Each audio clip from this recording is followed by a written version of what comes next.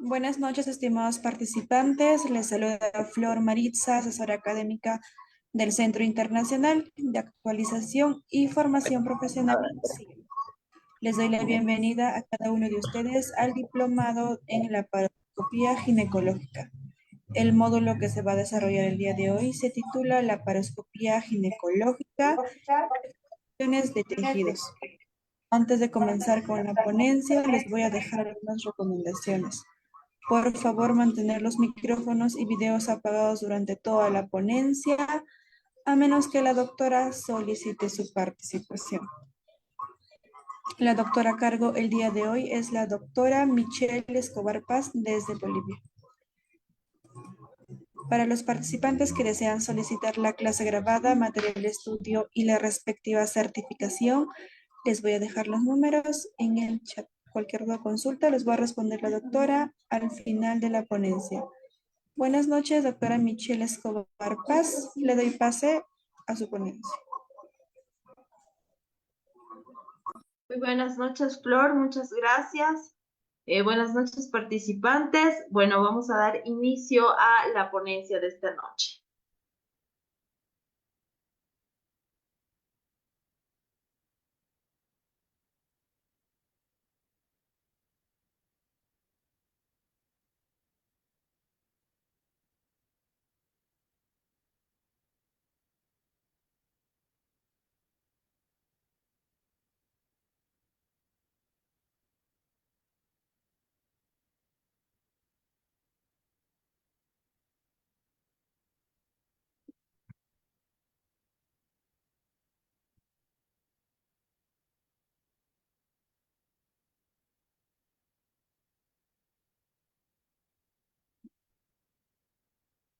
Bueno, la ponencia de esta noche se va a tratar sobre la laparoscopía ginecológica. Ya habíamos hablado de algunos tipos de laparoscopía, pero hoy vamos a hablar, bueno, daremos inicio con la definición, ¿no?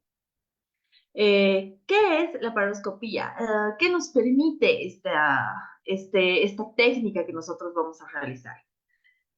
Como les digo, es una técnica que permite la visibilidad de la cavidad a la que nosotros vayamos a tratar. Esta cavidad puede ser la cavidad pélvica o puede ser la cavidad abdominal. Y bueno, a través de lo que sería un lente óptico, nosotros vamos a poder observar todo lo que se encuentra dentro de estas cavidades, ¿no?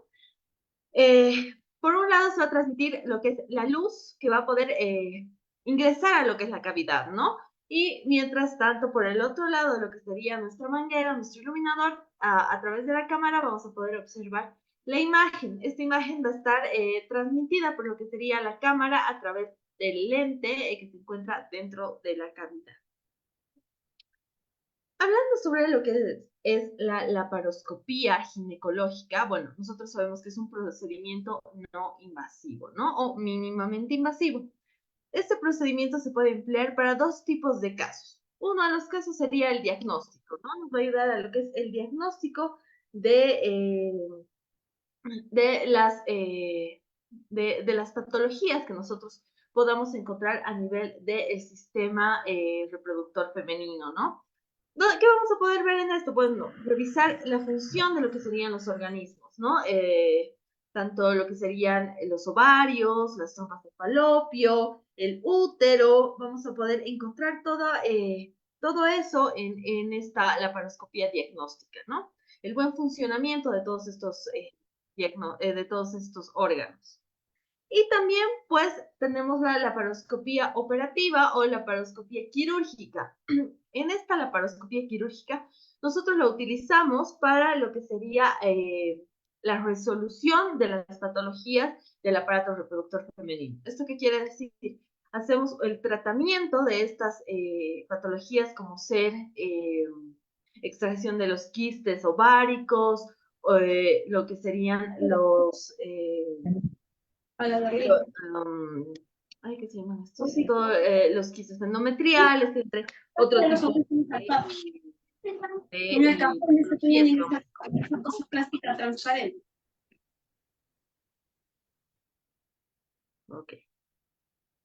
Vamos a continuar.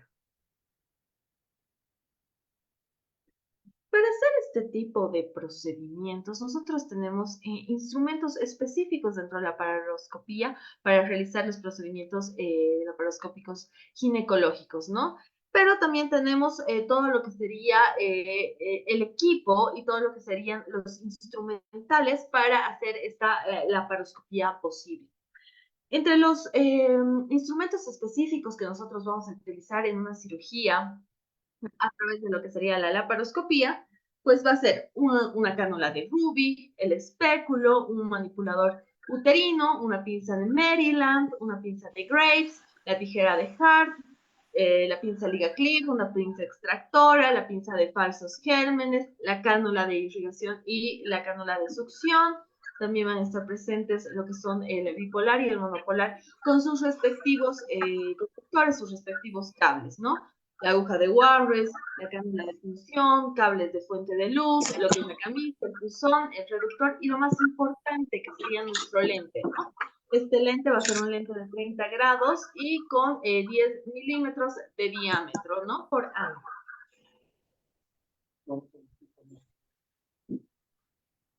Vamos, voy a parar.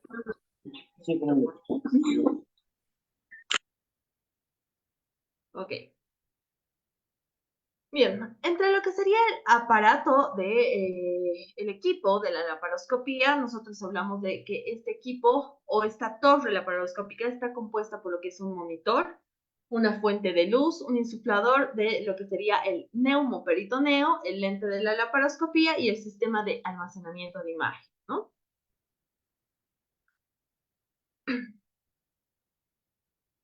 Bueno, hablando ya parte por parte de todos estos, este conjunto que es la máquina de laparoscopía, pues nosotros tenemos lo que es el monitor. Este monitor nos va a permitir ver o captar lo que son las imágenes a través de lo que es el lente, ¿no?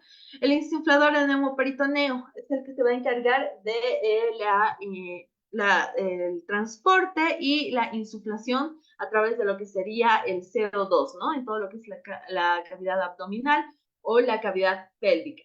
¿Esto qué va a crear? Pues va a crear lo que es el neumoperitoneo, la insuflación para que nosotros podamos introducir el lente y los trócares sin producir ningún traumatismo o ninguna lesión a los órganos que nosotros vayamos a encontrar o incluso a los tejidos que se encuentren alrededor de donde nosotros vamos a trabajar, ¿no?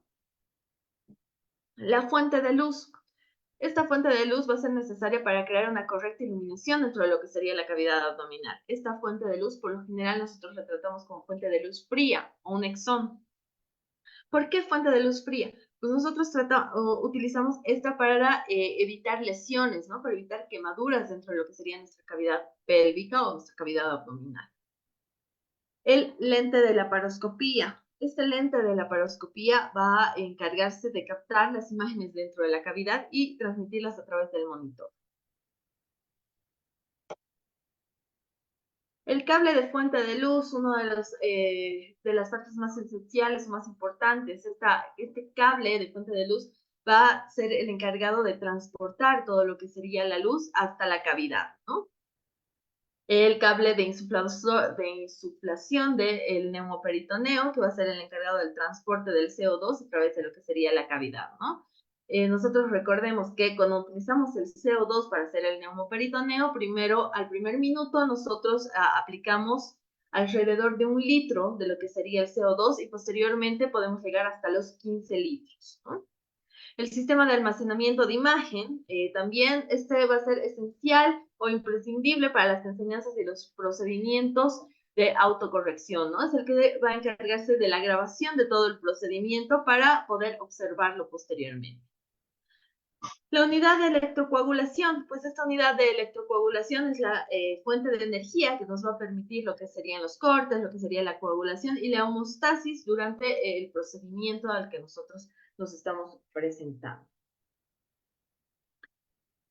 Los equipos como ser los trócares, por ejemplo, que son los equipos más esenciales o más utilizables dentro de lo que sería nuestra laparoscopía. Estos nosotros vamos a tratarlos a nivel ginecológico en medidas de 5 milímetros y de 10 milímetros. ¿Qué van a crear? Van a crear lo que son las aberturas en el cuerpo para la producción y el acceso a lo que sería la cavidad que nosotros estamos tratando. Los reductores, estos reductores van a permitir la disminución del diámetro del uso del instrumento de menor calibre, ¿no? Las agujas de Warnes van a establecer todo lo que es el neumoperitoneo y el procedimiento de laparoscopía. La pinza de Maryland. Esta pinza de Maryland también es una de las pinzas más importantes que nosotros vamos a utilizar porque es la pinza de disección de lo que serían los tejidos.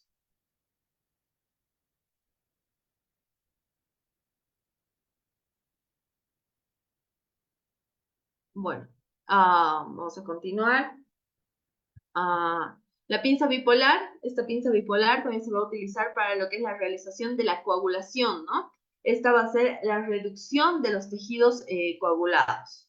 El monopolar también nos va a ayudar a lo que es la coagulación y a el mantenimiento del tejido circulante, ¿no? La cánula de irrigación o cánula de succión, pues va a caracterizar el proceso de información y el procedimiento laparoscópico sin obstrucciones, ¿no? Y el monopolar hot, que se va a encargar de la quema, de la disección de los tejidos y de la coagulación. Y ya por último, pues vamos a tener las distintas pinzas que nosotros vamos a utilizar para esta laparoscopía. Una de las pinzas más comunes que nosotros encontramos es la pinza de Graves. Esta pinza de Graves se va a utilizar para sujetar lo que son los tejidos diseccionados, ¿no? El portaagujas, que se utiliza para manipular las agujas, evitando lo que serían las heridas quirúrgicas en el procedimiento de luego que es la laparoscopía. Vamos a tener otras pinzas también secundarias, como las pinzas de prevención y las pinzas traumáticas. Estas van a ayudarnos a lo que es la utilización para la toma de las estructuras y para la realización de la homeostasis de lo que serían los tejidos a tratar, ¿no? Y por último, nuestras tijeras que nos van a ayudar a lo que sería el corte de las estructuras de los tejidos que nosotros estamos realizando. Esta sería la forma en la que nosotros armamos la mesa para realizar esta laparoscopía, ¿no? El bisturí, una tijera de monopolar, las pinzas bipolares, las pinzas de disección, pinza de apresión, la pinza de Graysper, la disección de tipo Maryland, la disección de ángulo recto, la tijera de Waters y por último el portaagujas, ¿no? Obviamente no nos tenemos que olvidar de nuestras gasitas y todo el ambiente séptico, ¿no? Que nosotros tenemos que tener siempre al momento de hacer una laparoscopía o un tratamiento quirúrgico.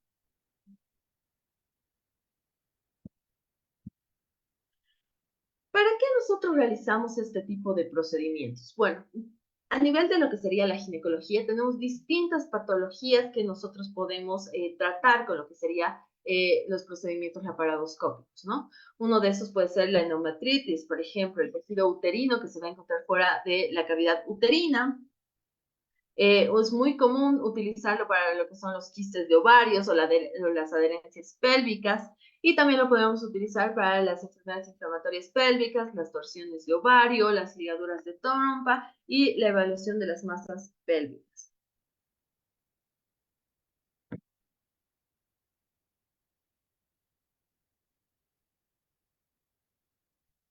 Dentro de lo que es la exploración de la laparoscopía, bueno, primeramente, nosotros tenemos que hacer la sepsis de todo lo que es la cavidad abdominal para poder realizar el procedimiento, ¿no? Posteriormente a nosotros vamos a comenzar aplicando lo que es la anestesia. Esta anestesia que nosotros vamos a realizar es una anestesia general, ¿no? Posteriormente a esto, pues vamos a hacer nuestra primera incisión. Esta primera incisión se va a realizar por debajo de lo que sería el ombligo, a más o menos 3 centímetros. Y posteriormente a esto vamos a aplicar lo que sería nuestro CO2 para facilitar el neumoperitoneo y que se puedan aplicar ya los trócares para hacer nuestro tratamiento, ¿no? Posteriormente a esto vamos a hacer la introducción de lo que sería el aparato de laparoscopía, la observación del área a tratar, la disección o la extracción del tejido que nosotros vayamos a realizar, ya sea un quiste ovárico o ya sea alguna otra patología que nosotros estemos encontrando en este procedimiento, ¿no? se aplica los otros trócares que nosotros vayamos a utilizar. Por lo general vamos a utilizar dos a tres trócares más, y posteriormente a este ya se realiza todo el procedimiento quirúrgico y se hace la extracción de lo que sería el aparato de laparoscopía. Por último pues vamos a hacer lo que es la homeostasis y ya la conclusión de lo que sería la exploración laparoscópica. Entre las técnicas que nosotros vamos a utilizar, pues son las técnicas de Hasson y las técnicas de Kurtzen. Esta técnica de Hasson se va a realizar a través de lo que sería un bisturí eléctrico en la región intraumbilical, como les había dicho anteriormente, ¿no? Esta aplicación se hace por debajo de lo que es el ombligo a 3 centímetros. Es una aplicación punto ciego que le decimos.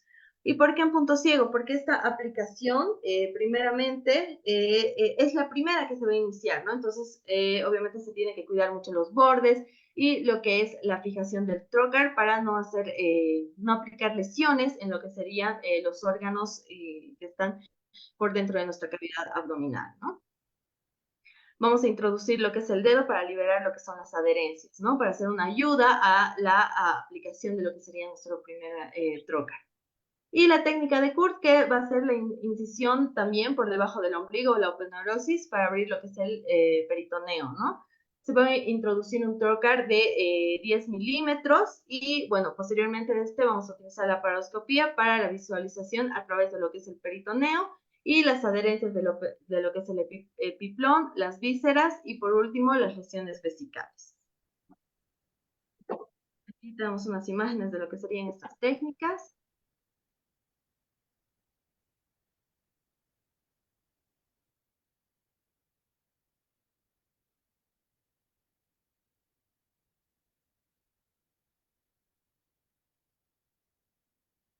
Dentro de lo que sería nuestra valoración preoperatoria laparoscópica, es una valoración bastante parecida a lo que hacemos cuando nosotros realizamos un tratamiento quirúrgico, ¿no?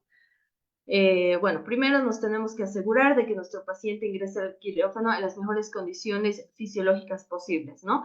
Para evitar que la mortalidad de este paciente. Para eso tenemos que encargarnos de 3 puntos importantes. Uno es la definición y el objetivo al que nosotros vayamos a llegar.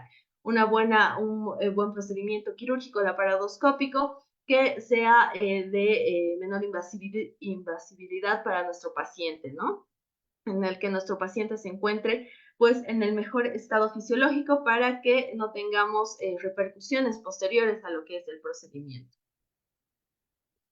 Posteriormente vamos a medir lo que es la escala del riesgo de nuestro paciente, ¿no? Aquí tenemos que tener en cuenta la edad de nuestra paciente, tenemos que tener en cuenta las patologías de base, si ha tenido algún tipo de tratamiento parecido previo o si ha tenido algún tipo de cirugía que no sea tanto enfocada a la ginecología, pero sí a otro tipo de patología. También tenemos que tener muy en cuenta eso, el grado de complejidad de nuestra cirugía, si la paciente se encuentra en buen estado, en un estado regular a malo, tenemos que tener en cuenta todos esos factores. Los objetivos de nuestra evaluación preoperatoria. Entre los objetivos de nuestra evaluación preoperatoria va a estar, bueno, conocer lo que sería el estatus del paciente y destacar las patologías. Como les decía anteriormente, aquí tenemos que saber si nuestra paciente, primero, la edad, en qué estado está, si la patología que presenta pues es una patología que ya esté en un estado crónico avanzado, si la paciente se encuentra en un estado general regular a malo y si tiene alguna otra patología de base también, ¿no? También tenemos que tener en cuenta los riesgos de la intervención programada. ¿Esto qué quiere decir? Que nosotros tenemos que tener en cuenta la buena historia clínica que nosotros hemos hecho. Qué tipo de patología tiene, las patologías de base que vaya a presentar nuestra paciente, si tiene algún tipo de alergias que nos vayan a perjudicar tal vez en el área de anestesiología, si la paciente es una paciente nulípara, si es multigesta, si es primigesta, si ha tenido alguna otra patología parecida, como ser anteriormente haya tenido quistes ováricos, si ha tenido un embarazo ectópico, todo ese tipo de patologías nosotros tenemos que tener en cuenta para poder realizar esta laparoscopía, ¿no? Realizar las interconsultas necesarias para corregir los desvíos. ¿A qué nos enfocamos con esto? Bueno, para poder hacer un tratamiento quirúrgico o laparoscópico, nosotros no podemos tomar la decisión de realizar este procedimiento en la primera consulta, ¿no? Por lo general, nosotros decimos que necesitamos 4 consultas para poder hacer un buen diagnóstico para poder llegar a esta laparoscopía o este tratamiento quirúrgico.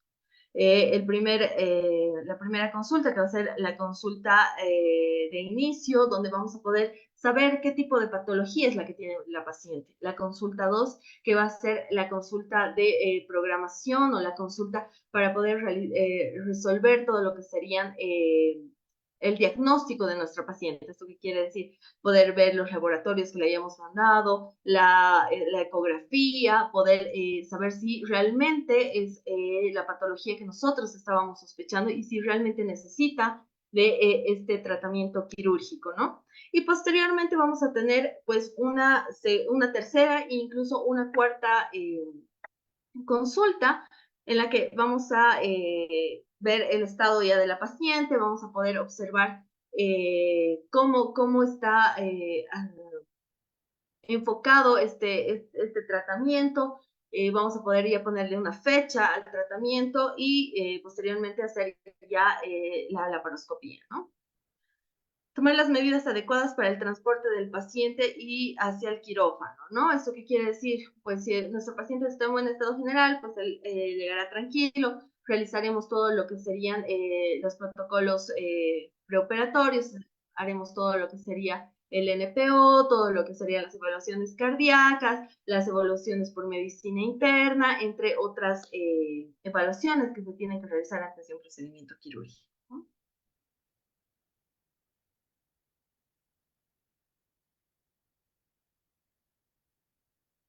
Ok, continuemos.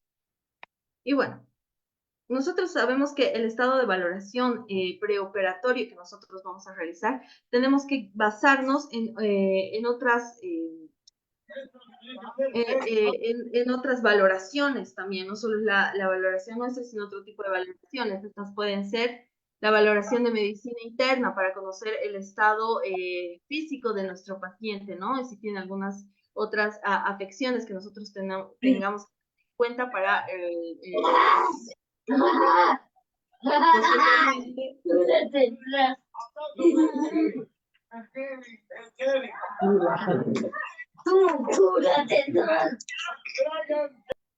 ok, ya está.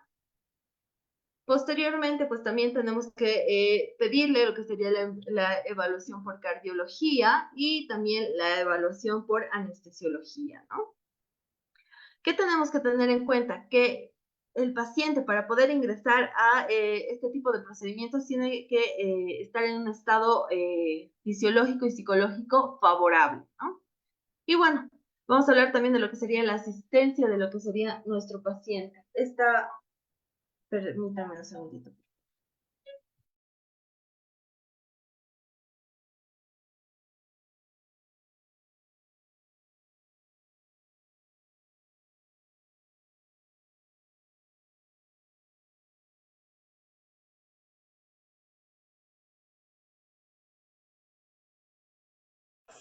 Hora de bailar. Podrán hablar.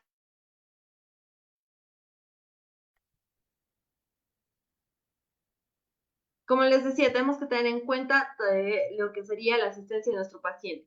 Todo lo que sería el estado preoperatorio, intraoperatorio y posoperatorio. Cuando hablamos del estado preoperatorio, pues hablamos desde la primera consulta hasta el momento en el que el paciente va a ingresar a lo que sería el quirófano, ¿no? Hasta el momento en el que se le aplica la anestesia. La intraoperatoria durante todo el proceso de la laparoscopía o el procedimiento quirúrgico el que nosotros estamos realizando. Y posteriormente, pues ya cuando termina la cirugía y el paciente pasa a recuperación, a partir de ese momento en adelante nos encargamos de lo que sería el estado postoperatorio del paciente.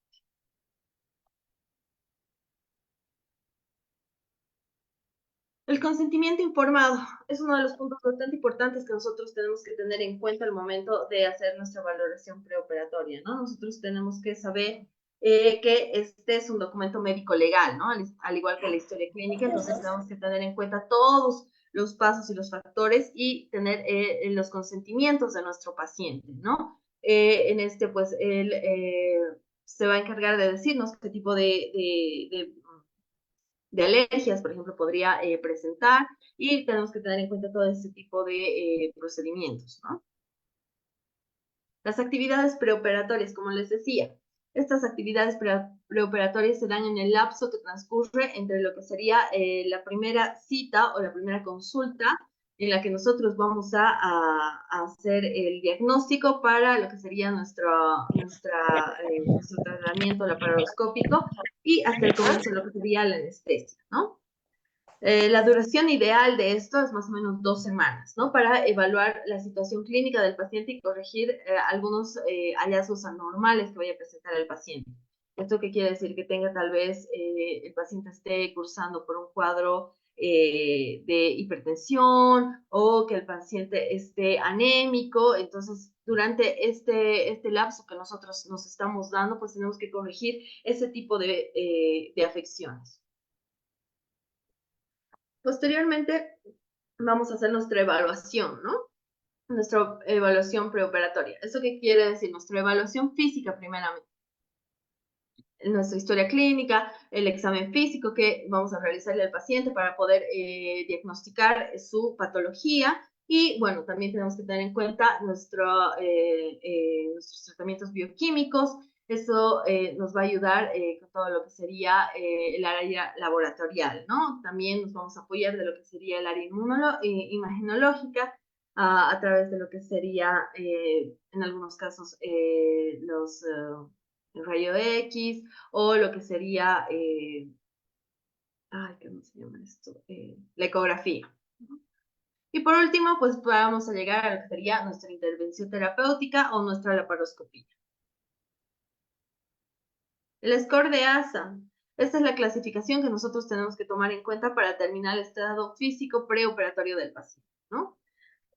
Esta clasificación se clasifica al paciente en un paciente sano, un paciente que tenga alguna enfermedad sistémica moderada o tenga alguna patología sistémica que limite la actividad pero no lo incapacite, o que tenga una incapacidad y también sea una incapacidad limitante, que tenga algún procedimiento que haya producido que este paciente tenga una sobrevida menor a lo que serían las 24-48 horas o una programación de donación de órganos o en caso de agresión en casos de urgencia, ¿no? El índice de riesgos de Lid-Goldman, pues, es bastante utilizado para este tipo de procedimientos, para identificar las patologías tanto cardiovasculares como algunas otras afecciones que puedan complicar nuestro tratamiento quirúrgico, ¿no?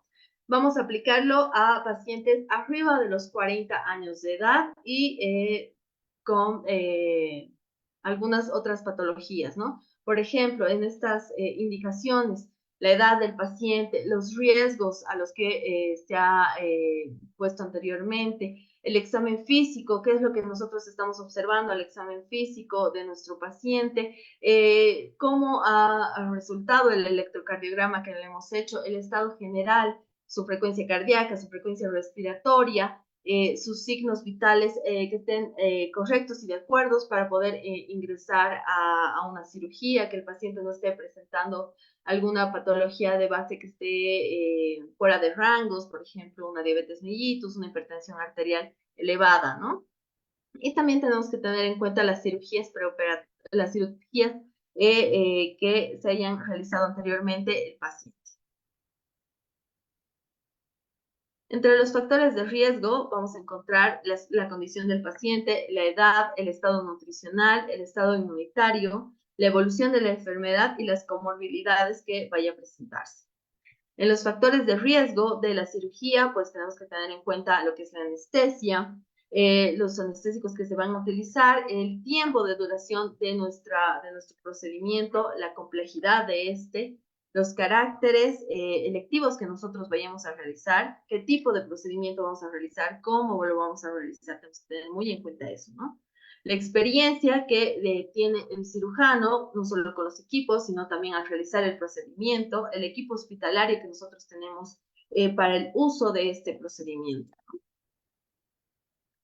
Entre la evaluación preoperatoria, pues va a comprender lo que son la historia clínica, la exploración física, las pruebas complementarias, de ahí vamos a tener lo que es el hemograma, lo que es el tiempo de protomina, la coagulación, entre otros, ¿no?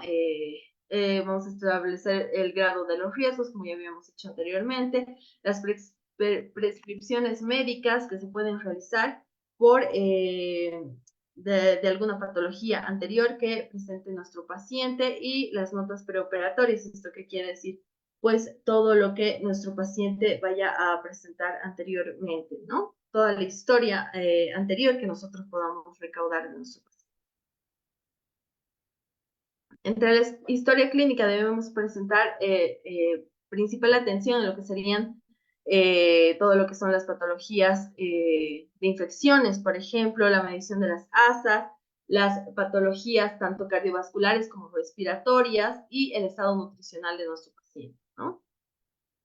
Tenemos que hacer nuestro examen físico exhaustivo y los laboratorios adecuados para poder hacer un diagnóstico favorable y que tengamos un buen tratamiento para el diagnóstico de nuestro paciente. Los medicamentos que vamos a tener en cuenta, bueno, nosotros tenemos que saber que anterior a un procedimiento quirúrgico, una laparoscopía, nosotros tenemos que hacer la medición cardiovascular y utilizar algunos medicamentos, el retiro de algunos medicamentos, como las tiroxinas, como los anticoagulantes, los antidepresivos, ¿no? Todo lo que sería los corticoides también tenemos que retirar y los inhibidores de la hemostasia. Para el procedimiento laparoscópico, primero tenemos que tener en cuenta el estado cardiológico de nuestro paciente. Para este vamos a pedir lo que sería el electrocardiograma, que va a ser la probabilidad de hallazgos anormales en pacientes mayores a lo que sería, o menores a lo que sería 40 años, ¿no? En un 12%. Por lo general, este tipo de hallazgos vamos a encontrarlos más en pacientes femeninas que en pacientes masculinos, ¿no? Estas anomalías y cambios preoperatorios son más comunes en pacientes femeninas. Al examen físico, pues tenemos que ver todo el estado hemodinámico del paciente, los aspectos generales que va a presentar, obviamente, la auscultación cardiovascular, los signos vitales y la valoración de las vías aéreas son bastante importantes para poder tener una buena cirugía. Y posteriormente, pues también en nuestro examen físico poder encontrar los hallazgos de lo que sería la patología que la paciente presente. En el caso de los laboratorios, la hematología, el hematocrito, la hemoglobina, también vamos a tener en cuenta. Las pruebas de coagulación también tenemos que tener en cuenta, que son más frecuentes y más complicadas últimamente. Tenemos que tener en cuenta lo que es el tiempo de protombina, la proteinuria, la química sanguínea, las enzimas hepáticas, la creatinina, la glicemia, los electrolitos. Y bueno, ya pasando a lo que sería el procedimiento y la extracción de lo que serían las patologías. Primero, nosotros tenemos que dividir esta laparoscopía por tiempos, ¿no? En el primer tiempo se va a realizar lo que es la anestesia del paciente, ¿no? En este momento acaba todo lo que sería el estado preoperatorio y ya comienza el estado intraoperatorio. Posteriormente a esto vamos a realizar lo que es la punción de la pared abdominal y la penetración de lo que serían las cavidades. Continuando con esto, vamos a hacer la creación del neumoperitoneo, como les había dicho anteriormente, al aplicar el CO2, nosotros aplicamos a 1 litro en el primer minuto y posteriormente vamos aumentando hasta llegar a los 15 litros. Introducimos lo que es la óptica y la exploración en lo que sería la cavidad que nosotros estamos tratando, nuestra cavidad abdominal o nuestra cavidad pélvica.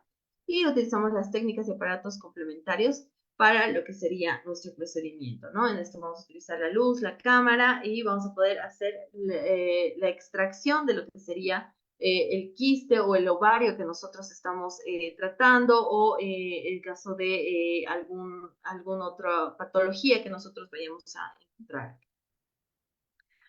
La anestesia que nosotros vamos a utilizar para este tipo de procedimientos es una anestesia general, ¿no? Se la aplica en posición de Trendelenburg al paciente y pues también en casos extremos podemos apoyarnos con una intubación laringotraqueal. En la punción de la pared abdominal, bueno, ya habíamos repetido anteriormente, pues se introduce la aguja de punción a través de lo que sería el ombligo, a 3 centímetros del ombligo, o un dedo por debajo de lo que sería el reborde izquierdo costal, ¿no? Entre un tercio medio a un tercio externo de lo que sería la línea umbilico-espinosa izquierda. Y también se puede realizar a 2 centímetros por debajo del ombligo y se puede realizar esta punción con una aguja gruesa y larga.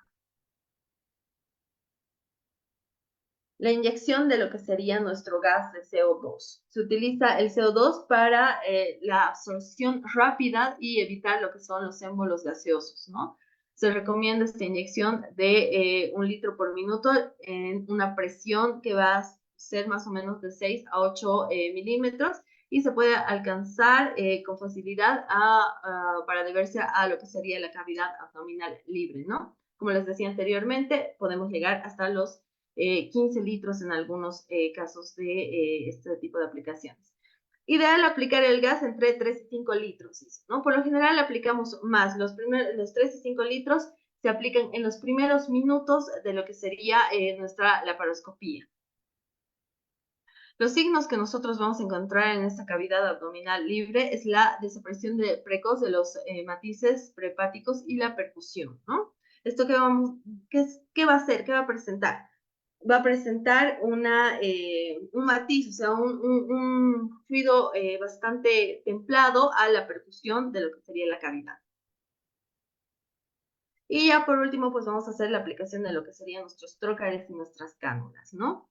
El trócar más utilizado para lo que sería el área de la ginecología es el trócar de Frame-May, que lleva una válvula que se cierra automáticamente en cuanto se retira el trócar, por lo cual no permite que se escape el gas.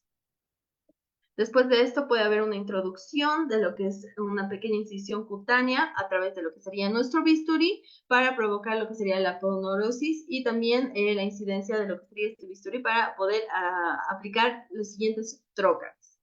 Como les decía, podemos utilizar 2 o 3 trócares más, depende del requerimiento de la patología, ¿no?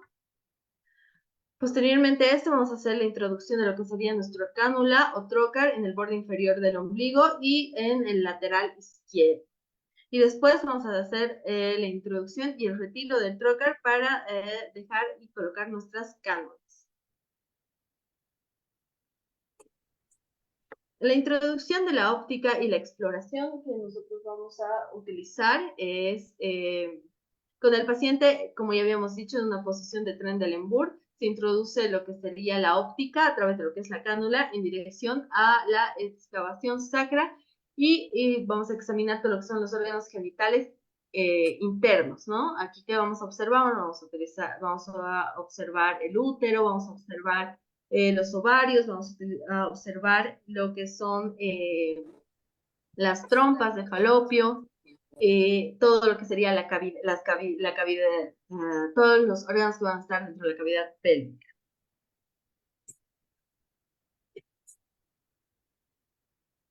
Por último, vamos a hacer la visión de frecuencia del útero. Vamos a encontrar todo lo que sería la parte uterina, ¿no? Esta parte uterina, pues, va a estar tapada o encajonada y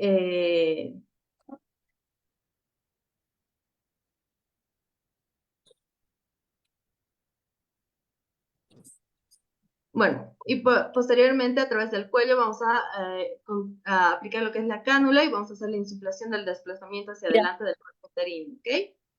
Y vamos a hacer, ¿qué vamos a hacer con esto? Vamos a provocar la visibilidad de lo que sería nuestros siguientes órganos que van a estar tapados por lo que sería el útero. Voy a sacar la computadora para mí. Mami, voy a sacar la computadora.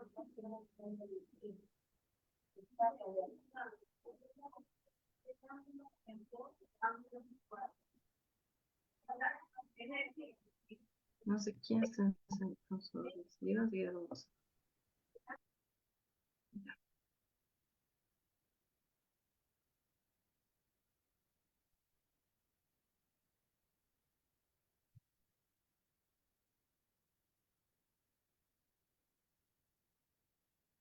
Bueno, entre las técnicas y aparatos complementarios que vamos a utilizar, pues obviamente este tipo de procedimientos se pueden realizar para lo que serían biopsias también, la biopsia de las trompas de falopio, la biopsia de los ovarios, para hacer funciones de los quistes foliculares, para las zonas granulares, y también lo podemos utilizar con la coloración de azul de metileno.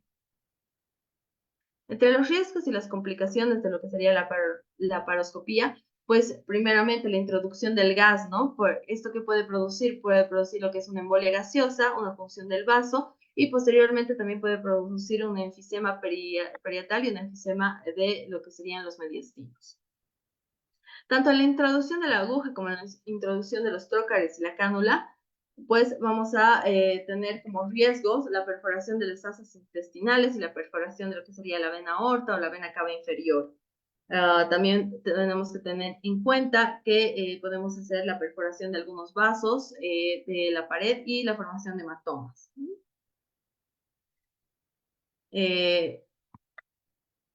Entre las indicaciones que nosotros podemos encontrar para hacer este tipo de procedimientos, pues es para los ovarios poliquísticos, folículos persistentes, tumores ováricos, endometriosis, tumores genitales o el álbano, ¿no? Por lo general, este tipo de procedimientos nosotros lo vamos a utilizar para lo que sería el ovario poliquístico, ¿no? No solo para hacer su diagnóstico, sino también para hacer su detección. Para los tumores ováricos, igual para lo que sería la endometriosis, que son los pequeños quistes hemáticos de un tono azulado que se van a encontrar en el fondo del saco de Douglas. Los puntos de incisión, pues primeramente el punto de introducción del trócar y la cánula que vamos a utilizar en el punto B. Por lo general lo utilizamos por norma de esa forma, y también podemos encontrar los puntos de introducción para las agujas del neumoperitoneo, ¿no? Estas van a ser entre el punto C, el más común, y el más ventajoso. Y entre las técnicas avanzadas que podemos encontrar actualmente, pues están las técnicas de simuladores y las cirugías asistidas por robots, ¿no? Entre los simuladores tenemos los simuladores mecánicos y los simuladores de realidad virtual. Los simuladores mecánicos, o también llamados los pelvic trainers, que se pueden presentar con sensaciones de táctil al movimiento, ¿no? ¿Esto qué quiere decir? Que son como máquinas que nos van a ayudar a todo lo que sería las técnicas, ¿no? Para poder hacer este tipo de mecanismos de laparoscopía o de cirugías generales, principalmente en modo virtual. La simulación de realidad virtual, pues sería a través de los softwares para poder hacer un ejercicio de habilidades quirúrgicas, ¿no? ¿Esto qué quiere decir? Lo que sería la suturación, lo que sería los cortes y el manejo de las máquinas para poder tener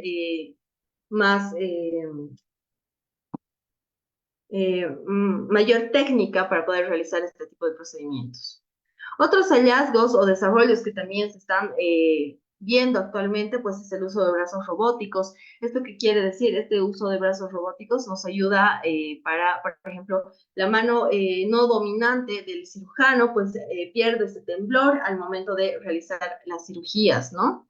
Los simuladores de prácticas, como les había dicho, ya son con máquinas electrónicas en las que nosotros podemos realizar la cirugía en lo que sería una máquina y poder verlo en una pantalla como si fuera un paciente real, ¿no? la realidad virtual aumentada, el mismo procedimiento, pues a través de lo que serían los simuladores. El robot quirúrgico, que es el que les decía que se está utilizando actualmente, que sería la ayuda para lo que sería el cirujano, para la tembladera, para poder tener un mejor posicionamiento de lo que es el área al momento de hacer los procedimientos. La realidad 3D y la imagen en 4K. La imagen en 4K ya no es tan nuevo, eso ya se está utilizando desde el año 2018-2020. Las ventajas de hacer estas cirugías asistidas por robots es una visión en tercera dimensión, primero de lo que sería este tipo de procedimientos, ¿no? Una mayor precisión a lo que serían los movimientos y la ergonomía de los procedimientos y la eliminación, como les decía, del temblor del cirujano. Las complicaciones vesicales pues van a favorecer a los riesgos que nosotros veíamos a presentar, como el diagnóstico de la visión de la dirección del CO2, todo lo que serían las bolsas de orina, los tratamientos, todo lo que sería las suturas, las funciones, el poder cubrir o proteger todo lo que serían algunos órganos, como ser los intestinos, como por ser la vejiga, en el momento del neumoperitoneo, ¿no? Aquí algunas aplicaciones vasculares, las lesiones arteriales ilíacas externas a través de lo que sería la tijera, las lesiones arteriales del epigastrio, también podemos observar en nuestras imágenes.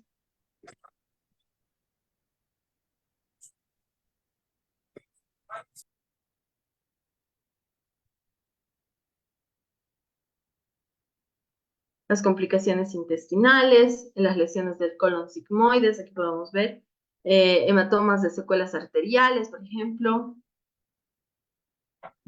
la visualización de la vejiga en una disección, las lesiones en la aorta o de la vena cava con lo que sería el trócaro umbilical.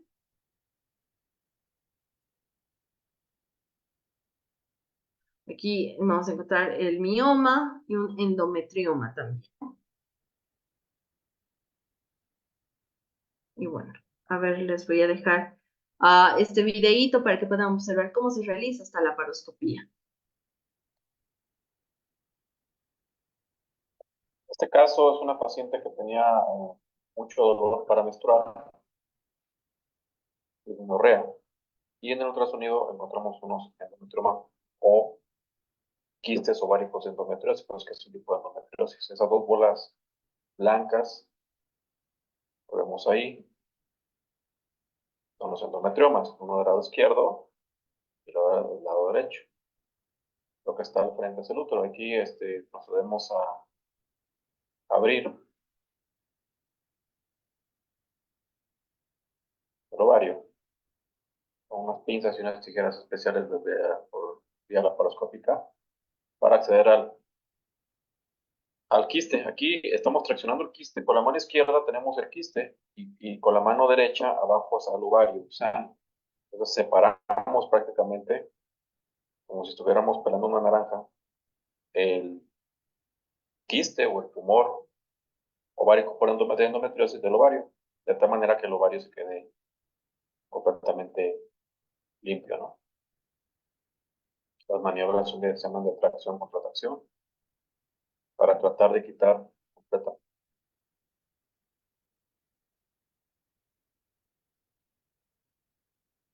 Entonces,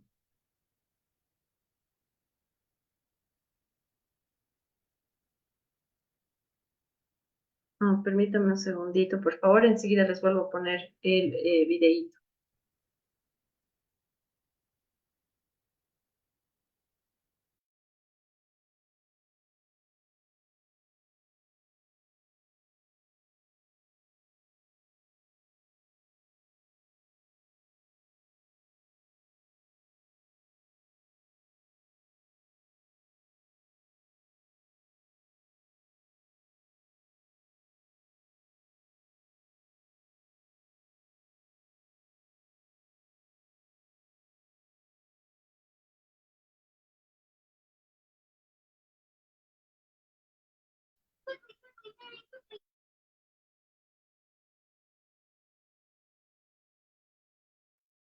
Ahí está nuevamente, por favor. Voy a ponerlo desde el inicio, no sé qué ha pasado, se ha perdido la imagen, pero voy a ponerlo desde el principio para que lo podamos revisar.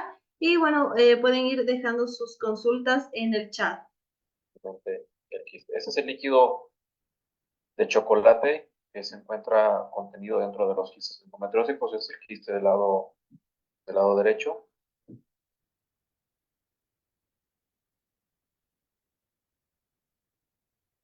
Y se hace la misma maniobra. El tejido blanco de abajo es el ovario, y el que estamos traccionando arriba es el quiste, ese que estamos desprendiendo, precisamente arriba, con la mano derecha. Y después que quitamos los quistes, coagulamos los vasos sanguíneos que estén sangrando todavía, se procede a hacer la sutura de los ovarios con la finalidad de dejar los ovarios pues, en la misma posición como estaban, ¿no? Anatómicamente, que no queden expuestos, que no queden abiertos. Para eso usamos una estructura que son ya laparoscópicas para hacer el ovario como estaba. En esta paciente también tenía otros focos endometriósicos en la parte posterior del útero, de endometriosis que también se pueden quitar. En más del 50% o más de cuando hay endometriomas, también podemos encontrar nódulos de endometriosis en la pelvis. Es muy raro ver un endometrioma aislado. Siempre hay zonas de endometriosis en otros lados de la pelvis, donde hay un endometrioma, porque muchas veces el endometrioma forma parte de la enfermedad. Ya ven que los tres tipos de endometriosis que hay, forma parte. Aquí ya, bueno, procedemos a abordar los otros nódulos que para quitar el resto de las endometriosis que quedan.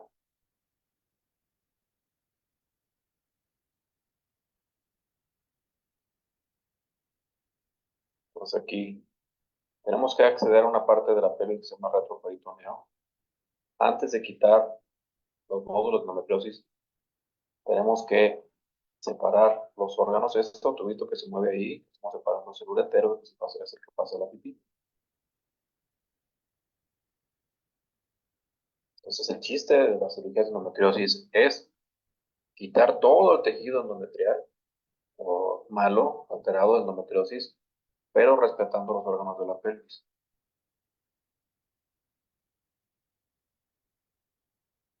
Se tiene que hacer esa maniobra con mucho cuidado para que no haya mucha hemorragia y no haya mucho sangrado y tenemos menos riesgo de complicaciones.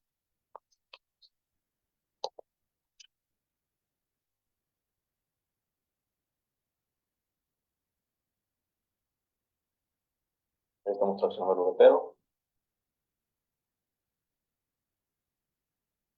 Seguimos disecando eso que se ve del lado izquierdo. La arteria que le lleva sangre al útero. Se llama arteria hipogástrica con su rama uterina. Entonces tenemos que separar el tejido de endometrio, de endometriosis, de todas esas estructuras y aquí estamos quemando las zonas donde hay hemorragia y las zonas donde hay endometriosis. Ahí ya se quitó la endometriosis, el tejido se tiene que resecar, hay que quitar, pero el tejido que no se puede quitar hay que quemarlo. Toda zona negra es de quemadura. Y eso es el otro lado. Igual accedemos a esa zona del retroperitoneo. El tubito que ven ahí es el uretero, que se mueve, y al fondo son los vasos, las arterias que irrigan a la pelvis. Igual, hacemos la disección, ese tubito que se va colgando es el uretero, lo de abajo es una arteria principal que lleva hacia el útero, como les dije. Hay que separarlo bien para no lesionarlo.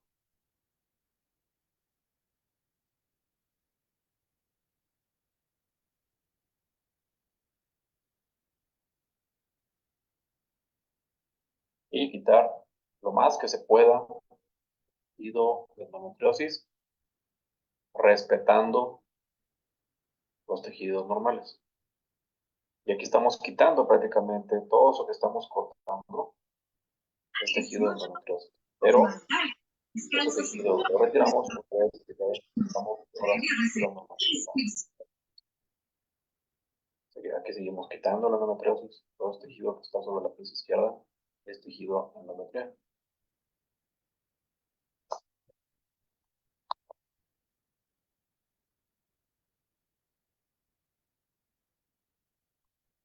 Quitando. ¡Con salud!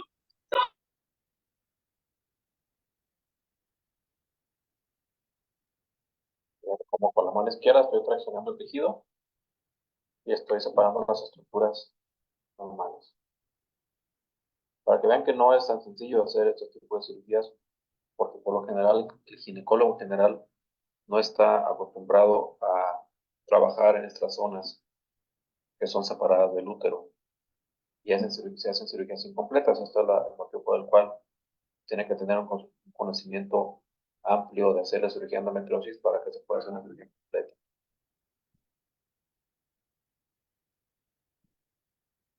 Entonces vemos aquí, estamos sobre el recto, estamos quitando todo el tejido endometrial que queda ahí.